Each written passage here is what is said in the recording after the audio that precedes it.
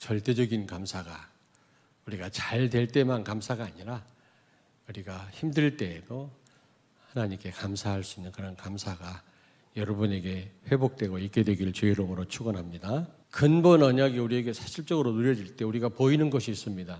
천명, 소명, 사명이죠. 여러분에게 반드시 이 전도자의 삶이 있어야 되거든요. 그래야만 지속을 할 수가 있고 우리가 많은 사람을 살릴 수가 있는 겁니다. 제자를 세울 수 있는 겁니다.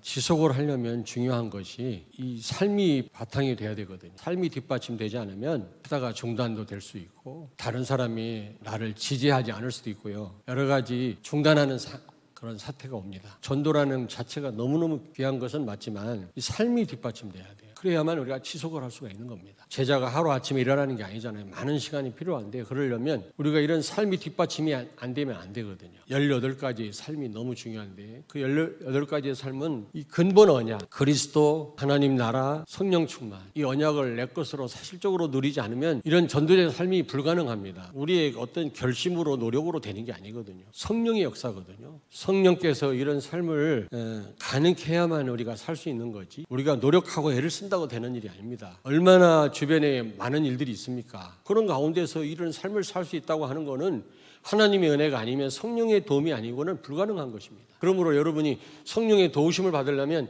근본 언약을 내 것으로 정말 누리셔야 돼요. 근본 언약을 내 것으로 누리다 보면 하나님의 절대 계획이 보여요. 근본 언약 누리지 않고는 절대 계획이 보이지가 않아요. 절대 계획이 뭡니까? 천명, 소명, 사명입니다. 이게 절대 하나님 계획이거든요. 이게 보여집니다. 이게 보여지지 않고는 우리가 여기에 올인할 수 없고 생명 걸 수 없거든요. 여러분이 사도행전 1장 1절 그리스도 하나님 나라 성령 충만 정말 이 언약을 여러분이 붙잡는다면 천명이 보이고 깨달아질 것입니다. 여러분 천명이 뭡니까? 예수님의 지상 명령이 뭡니까? 우리 창조 목적이 뭐죠? 그게 천명이거든요. 천명은요 창세기 12장 1절부터 3절입니다. 너는 복의 근원이다.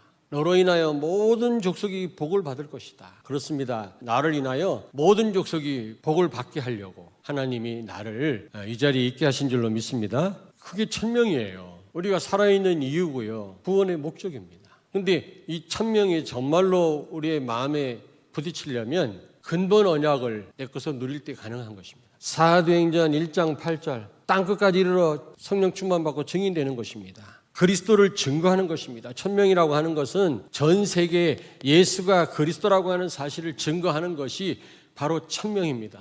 여기에 우리의 모든 방향을 맞춰야 되거든요. 이게요 진짜 보여지고 깨달아집니다. 근본 언약을 내 것으로 누릴 때 지난주 강단 말씀을 정말로 제대로 붙잡고 여러분이 기도하신다면 이 소명이 깨달아져요. 소명이 보이고요. 이 소명이 뭡니까? 그래서 하나님이 천명 때문에 나를 부르셨다 그 말이에요. 이사야 6장 8절에 보니까 지금 아수르의 공격을 받고 남쪽 유다가 지금 굉장히 어려운 상황 가운데 놓였잖아요. 풍전등화와 같은 그런 상황인데 그러나 유다 백성은 지금 우상숭배에 빠지지 않았습니까? 성전에서 나라와 민족을 놓고 기도하던 이 시골 청년 이사야에게 하나님이 말씀합니다. 누가 나를 위해서 가겠냐? 내가 누구를 보내면 누가 우리를 위해 갈까 했을 때 이사야가 주여 나를 보내시옵소서. 내가 여기 있나이다.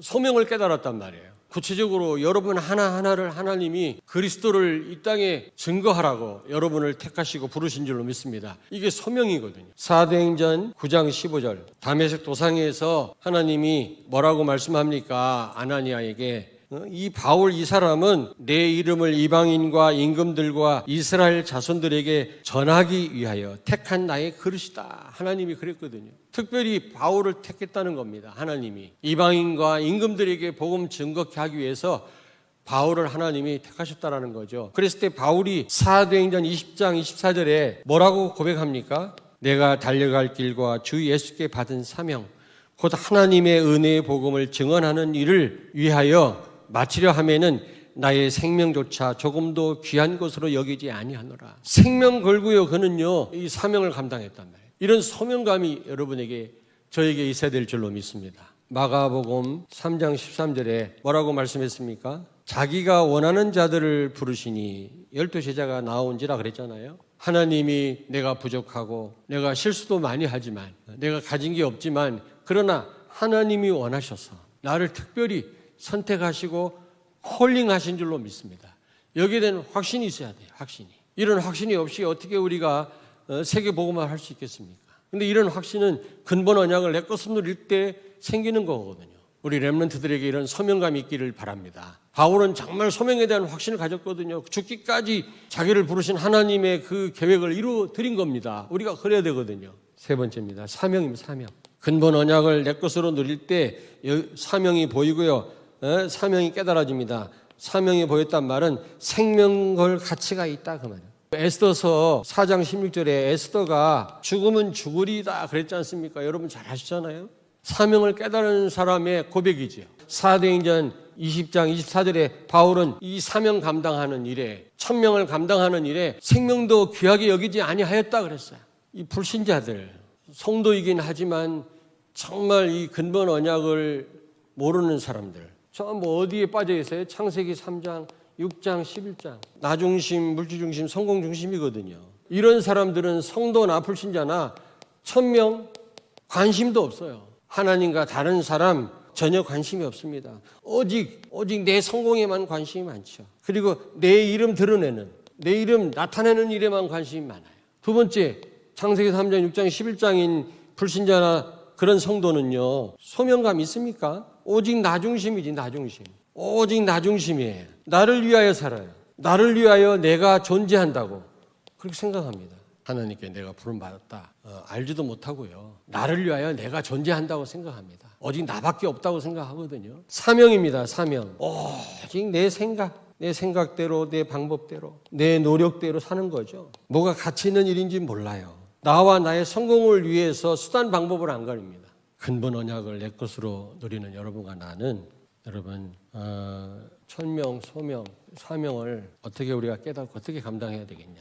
천명, 여러분이 근본 언약을 정말 복음을 제대로 누리고 그러면 지난주 강단 말씀 그대로 여러분에게 성취가 된다면 천명이 깨달아지거든요. 예수가 그리스도임을 증거하는 거, 천명임을 확실하게 조금 더 의심 없이 깨달아지는데요. 지금 시대에 이 복음을 막는 시대구나. 복음 없는 교회가 많구나. 정말 복음 누린다면요, 우리는요 하나가 될 수밖에 없는 거예요. 생각이 같을 수밖에 없는 거예요. 안 그래요? 정말 재앙시대구나. 이런 재앙시대예요. 우리는 그리스도를 천명으로 알고 증거해야 돼. 그리스도를 증거하는 일을. 하나님의 절대 계획이니 소명이 보여진 그런 렘넌트와 성도는요, 내가 있는 자리, 엄청난 하나님 큰 계획이 있어요. 복음 때문에 전 세계 살리기 위해서 모자란 나를 하나님이 특별히 부르셨다면 내가 있는 자리가 너무너무 중요해요. 내가 처해 있는 이 시간이 중요합니다. 여러분이 지금 불편한 그 시간, 여기 하나님의 큰 계획이 있어요. 소명에 대한 확신 있는 성도가 있는 그 자리와 지금 처해 있는 그 시간이 얼마나 중요한 시간인지를 아셔야 돼요. 그리고 여러분이 만난 그 사건, 그게 좋은 일이든 안 좋은 일이든 거기에 하나님의 큰 계획이 있음을 믿으시기 바랍니다. 분명한 이유가 있어요, 여러분요. 하나님의 계획이 무엇입니까? 나를 이 자리에 있게 하시는 하나님의 이유가 뭐죠?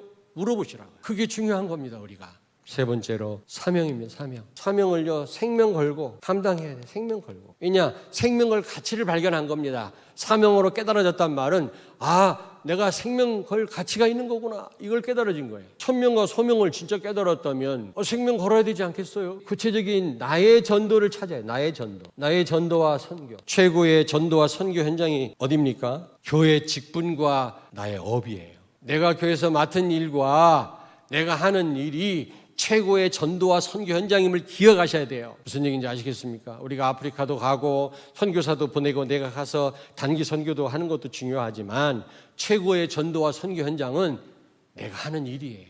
우리 렘넌트들에게 있어서는 학업이 학업, 우리 산업인들에게 있어서는 다니는 직장이고 하시는 일이에요. 그리고 교회에서 맡은 직분이에요. 최고의 전도와 선교 현장. 말로만이 아니라 진짜 실천하셔, 실천. 행동으로 옮겨야지. 여러분이 근본 언약을 그리스도, 하나님 나라, 성령 충만, 오직 복음에 근접하고 항상 하나님 나라에 근접하고 24시 서밋에 근접하는 삶을 산다면 절대 하나님 계획이 보여요. 천명, 소명, 사명을 우리가 깨닫게 되고 이걸 감당하게 됩니다. 생명 걸고. 그러다 보면 당연, 필연, 절대가 보여집니다. 절대. 이게 중요한 또 전도자의 삶이에요. 당연한 일이 뭐냐? 당연히 해야 할 일이 보여져요. 필연이란 말이 뭐예요? 필연적인 것이 무엇이며 필연적으로 내가 해야 될 일이 뭔가? 절대적인 것이 무엇이며 절대로 내가 해야 될 일이 뭘까? 상대적인 것은 그때그때 하면 돼요. 안 해도 되고 해도 되고. 그러나 절대적인 것은 반드시 해야 돼요. 절대적으로 되어지는 것이 뭔지를 우리가 알게 되는 겁니다. 여러분, 아무쪼록 전도자의 삶이 여러분에게 있게 되기를 주의 이름으로 축원합니다. 반드시 여러분 통해서 하나님은 237 나라와 5천 종족을 살리시고 정말 이 흑암 가득한 이 땅을 완전히 바꾸실 줄로 믿습니다. 아멘. 예, 우리 한번 기도하겠습니다.